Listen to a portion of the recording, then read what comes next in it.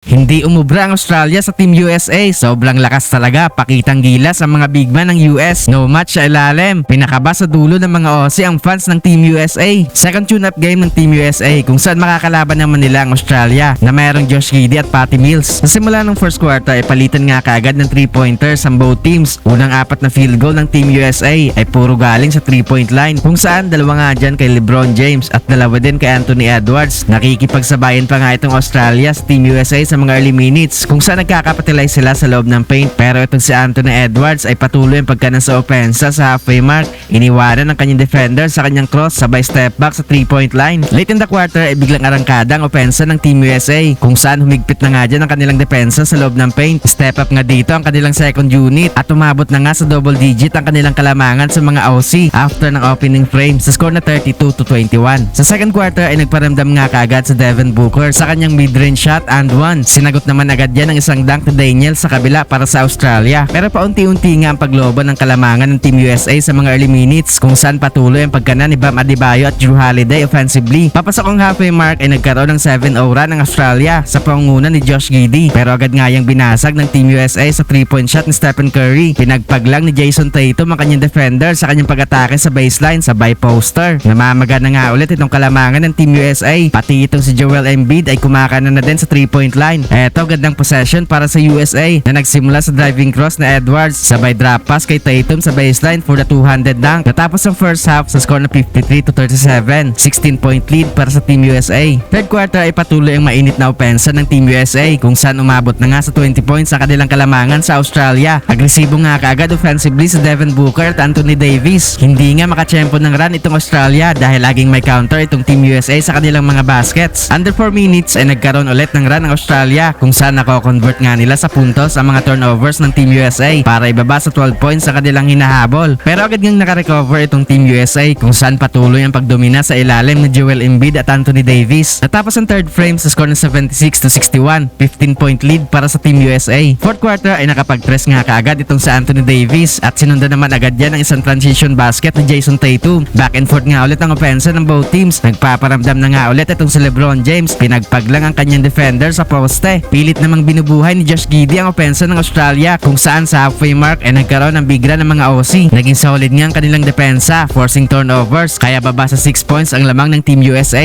Kinakabahan na nga itong mga fans ng Team USA pero buti na lang nga ay nakapag-press si Haliburton sa corner sa 3-minute mark para pigilan ang run ng Australia. Last 2 minutes ay hindi pa rin nga sumusuko ang Australia. Patuloy nga ang pagkana sa opensa ni Josh Giddey pero naubusan na nga ng oras sa laro ang mga Aussie. Naging dagger pa itong mid-range shot ni Booker kaya sa huli nga ay panalo pa rin ng Team USA.